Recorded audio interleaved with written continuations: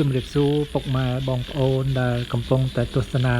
នៅវីដេអូនេះដោយសេចក្តីគោរពស្រឡាញ់នេះជាទស្សនវិជ្ជាដែលខ្ញុំដកកូនស្ពៃដើម្បីយកមកដាំនេះស្ពៃបានប៉ុណ្ណឹងបន្ទាប់ពីដាំរួចយើងជាយាមស្រោចជារៀងរាល់ថ្ងៃរុក្ខជាតិឬក៏ធម្មជាតិឬក៏បន្លែ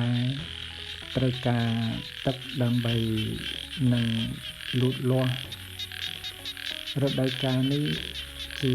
រដូវកាលខែប្រាំងដោយបងប្អូនទស្សនាឃើញការស្រោចរបស់ខ្ញុំគឺដងទឹកពីស្រះដើម្បីមកស្រោចដំណាំដោយសារនៅខាងខ្ញុំវាមានតែទឹកស្រះចឹងដងទឹកស្រះយកមកស្រោចដំណាំក្នុងរដូវកាលនេះទាល់តែយើងឧស្សាហ៍ស្រោចនេះគឺកូនសិស្សដែលគាត់សម្រាប់ពីការរៀននៅសាលារដ្ឋគាត់មករៀនបន្ថែមគាត់អង្គុយនៅកន្លែងសម្រាប់ដាក់កង់ប៉ុន្តែមានបន្លែឬក៏ការលម្អគាត់ក៏អង្គុយសិក្សាបន្ថែមគាត់សិក្សាទៅលើមេរៀនដែលអ្នកគ្រូឬក៏លោកគ្រូបានដាក់កិច្ចការឲ្យគាត់ធ្វើនៅពេលនេះខ្ញុំសូមលើកយកកំណាព្យមួយដើម្បីសូត្រគឺបនកកតេឃើញគេរឹកល្អទួងបីមានក្ររាប់គេជាញាតគួររាប់អ្នកក្រៅផៅអ្នកឯទៀតរាប់រើសមានយាតសុចរិតត្រឹមត្រូវរៀនបត់រៀនបាតកុំកោងហួងខ្នាតកុំភ្លាត់ហួងផ្លូវកុំភ្លើនភ្លេចម៉ែកុំប្រាហួងឪឃើញចាំងសក់ស្កូវកុំសូវមើលងាយនេះគឺជាទស្សនវិជ្ជាដែលកុមារាកុមារីដែលគាត់កំពុងតែពិភាក្សាក្នុងមេរៀនដែលអ្នកគ្រូឬក៏លោកគ្រូបានដាក់ឲ្យគាត់ដើម្បីធ្វើកិច្ចការងារផ្ទះការជជែកគ្នាដោយសប្បាយរីករាយក្នុងការរៀនលម្អដោយរុក្ខជាតិនៅជុំវិញខ្លួនគាត់ធ្វើឲ្យបរិយាកាសក្នុងការរៀនប្រកបដោយផាសុកភាពហើយនេះគាត់រៀនហើយគាត់មកមើលត្រសក់នេះជាបំណិនជីវិតមួយដែរសម្រាប់ជីវិតរស់នៅសពថ្ងៃត្រូវច្នៃឬក៏បង្កើតនៅអ្វីដែលថ្មីមានប្រយោជន៍ត្រូវទៅតាមសម្មាអាជីវោខ្ញុំសូមលើកយកច្បាប់ល្បើកថ្មីបទកកតេកូនអើយកុំឆោតបើចង់បានថ្នោតដាំដោយគៀនកង់ដីទួលចំការឯណាចន់ឡងដាំជារបង់ជាជួរបងរបៀបចំការថែទាំរាំងសាយូយូស្រះម្ដង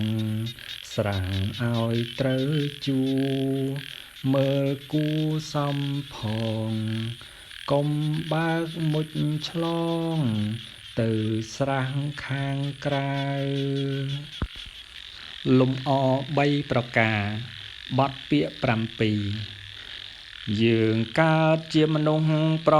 សើរក្តាត់លើសអស់សពសត្វលើផែនដីមានរូបមានរាងល្អប្រពៃ ប្រាជ្ញាកាយឆ្នៃរិទ្ធតែល្អប្រាជ្ញាជាគ្រឿងដុសខាត់យើងឲ្យបានរុងរឿងថ្កើងបវរប្រកបរឹកពីចង្រិយាធម៌ផ្សំនឹងលំអនៃអង្គប្រាណសំរូបល្អរឹកល្អចរិយាគ្មានទៅនេត្រានោះទៅបានឈ្មោះថាល្អពិតគូប្រមាណរករៀនឲ្យបានសពវិជ្ជារូបល្អហើយតែខ្វាំងចរិយាជាអលង្ការនោះមកជាមិនបានគប់ភ្នែកជួនគ្រប់គ្នាព្រោះមានរឹកពីច្រលើសបឹង